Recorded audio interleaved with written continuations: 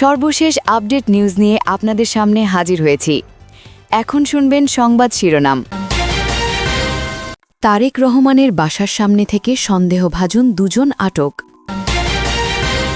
সর্বশেষ জানব বিএসএফের হাতে আটক বাংলাদেশির মৃত্যু। দর্শক, আপনারা দেখছেন বাংলাদেশ পলিটিক্স। এতক্ষণ শুনছিলেন সংবাদ শিরোনাম, এখন শুনবেন বিস্তারিত।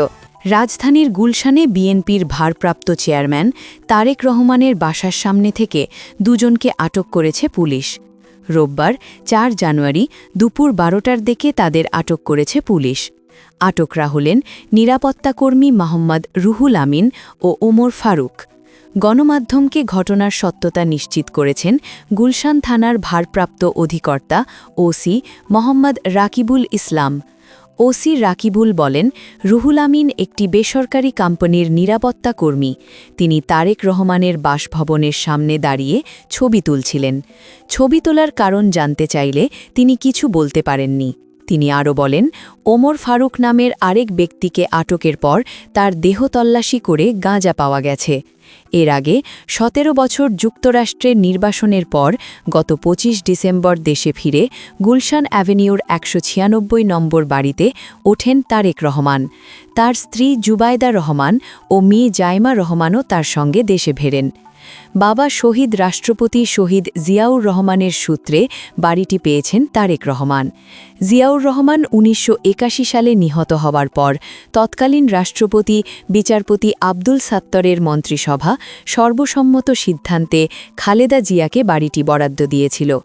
কয়েক মাস আগে এই বাড়ির দলিলপত্র হস্তান্তরের পর তা থাকার জন্য প্রস্তুত করা হয়। বিএসএফের হাতে আটক বাংলাদেশির মৃত্যু।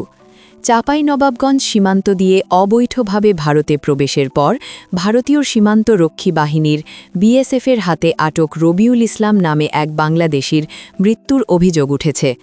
রবিউল ইসলাম ৩৫ বছর, সাদর উপজেলার নারায়ণপুর ইউনিয়নের ২ নম্বর ওয়ার্ডের সাতরশিয়া গ্রামের এজাবুর রহমানের ছেলে। সোমবার দুপুরে বিএসএফের বরাতে দিয়ে ৫৩ বিজিবির অধিনায়ক কাজী মুস্তাফিজুর রহমান বলেন, রবিউল মৃগী রোগী ছিলেন।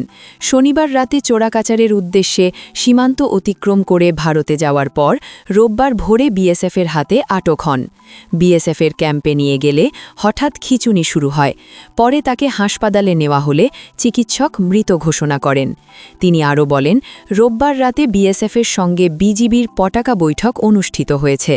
পতাকা বৈঠকে অসুস্থ হয়ে রবিউল মারা গেছেন বলে জানায় বিএসএফ সদস্যরা। রবিউল মৃগী রোগী ছিলেন, একথা তার পরিবারও জানিয়েছেন। কাজী মুস্তাফিজুর রহমান বলেন, ভারতে মৃত রবিউল ইসলামের মরদেহ ময়নাতদন্তের প্রক্রিয়া চলছে। এরপর তাকে ফেরত দেওয়া হবে। সঠিক সময় জানানো হয়নি। আমাদের নিউজটি যদি ভালো লাগে তবে অবশ্যই লাইক, কমেন্টস ও শেয়ার করুন। দেশের সর্বশেষ আপডেট নিউজ সবার আগে দেখতে আমাদের চ্যানেলটি সাবস্ক্রাইব করে সাথে থাকুন। ধন্যবাদ।